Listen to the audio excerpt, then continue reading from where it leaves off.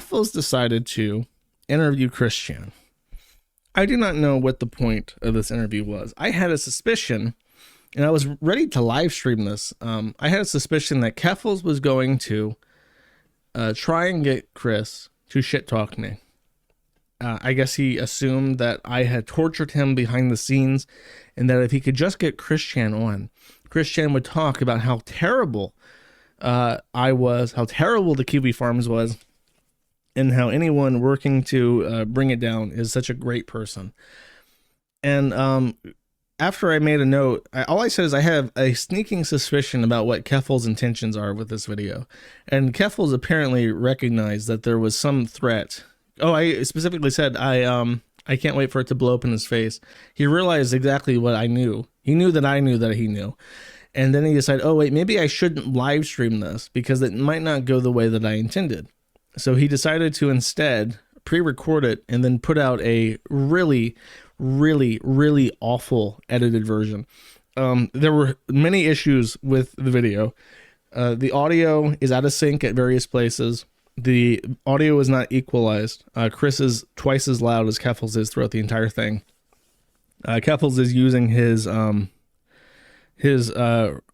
front pointing microphone as like he's using like a shotgun mic to record from the side, so his audio is like really low quality.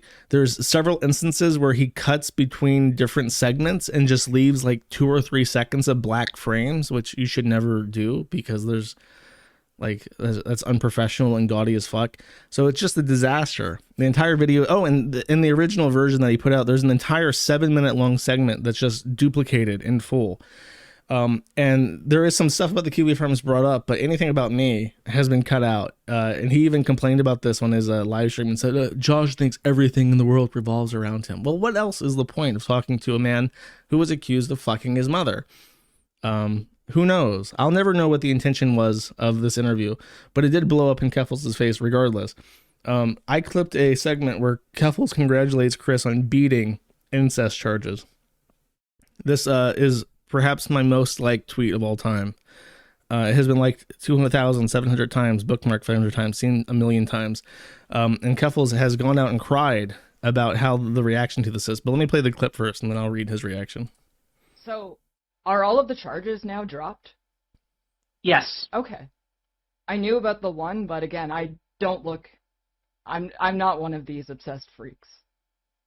I mostly wanted to do my due diligence because I know there's going to be a lot of people, like when I said I wanted to do this interview, there were like dozens and dozens of my fans who said they weren't even aware the charges were dropped.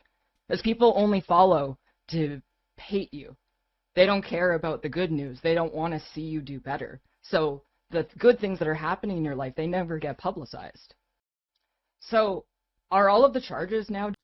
So Keffals is lazy and stupid and low intelligence. But if he had done any due diligence, like he said, he would have understood that the charges were dropped not because of a lack of evidence.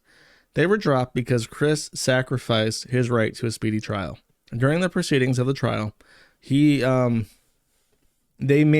attorney on his behalf, because he had a court-appointed attorney, made a filing that basically waived his right to a speedy trial for some other gambit, I think in regards to like mental health issues.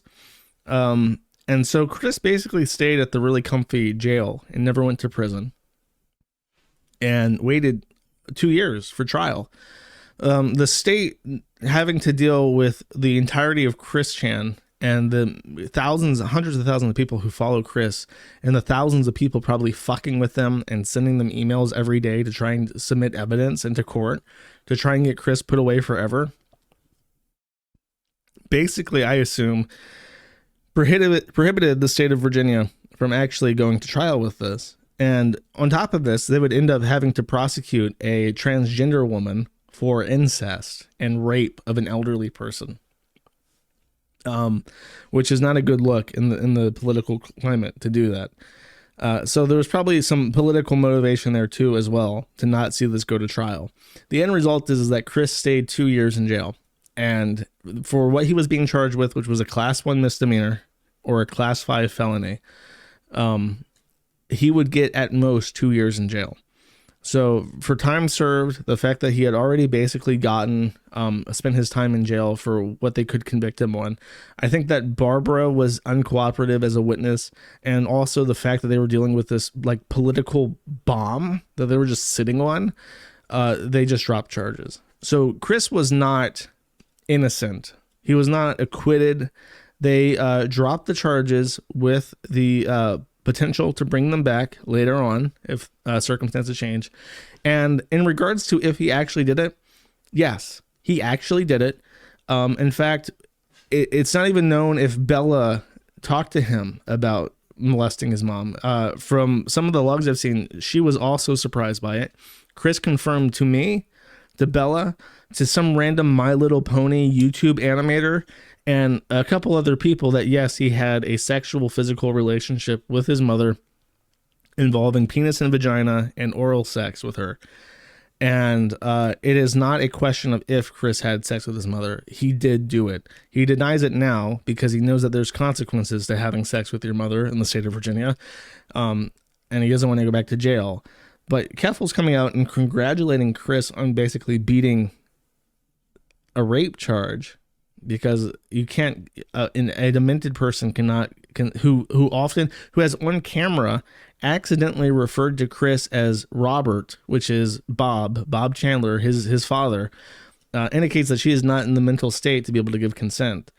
So it's kind of a fucking disaster to go on stream with someone who is Chris, not know anything about Chris, and then compliment him on beating a rape charge, basically. But Keffals, of course, being a drug-addled retard, didn't understand this and now is eating shit for it. As he says here, if you check the replies or quote retweets of anything I've posted in the last 48 hours, there have been hundreds of people posting pictures of drugs, telling me to relapse and telling me to die. These aren't right-wing trolls. These are people who supposedly care about progressive values. I am constantly disgusted and ashamed that so many people who consider themselves on the left absolutely hate people who struggle with mental illness, disabilities, and seemingly have no principles whatsoever, except for whatever can score them the most Twitter upvotes. Well, my dude, you brought it on yourself. I don't understand. What would this guy do? I just imagine I imagine the victim card. He's just sitting there at the table, like when you're playing Uno or Go Fish or something. He has one card in his hand and it's just the victim card. And every round he just plays the fucking victim card over and over again. What would happen if you took that card from him? If Keffals was somehow prohibited from playing victim, I just imagine he would deflate. Like an inflatable pool or something. He would just be completely flat, pressed against the ground and like a puddle of himself. Oh, my spine, my blood has been wrenched from me now that I'm no longer able to be the victim. This is also the highlight of the stream. Thank you so much for coming on the show, Christine. It was a real pleasure. Yes, and thank you for having me, Keffals, and thank you again for just taking down Kiwi Farms. That massive peg. Just it immediately cuts there. There's no discussion. It continues on.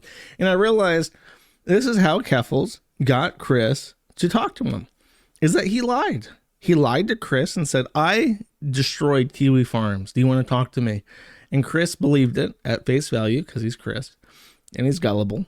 He's gullible to the best of days, but even some people still think that Keffals actually took down the Kiwi Farms. And he agreed because of that. So Keffals lied to a severely disabled person to gain their trust, to get an interview so that he could monetize it and congratulate him on beating a incest rape charge. I hope it was worth it. I hope you got what you wanted, bro. You deserve it.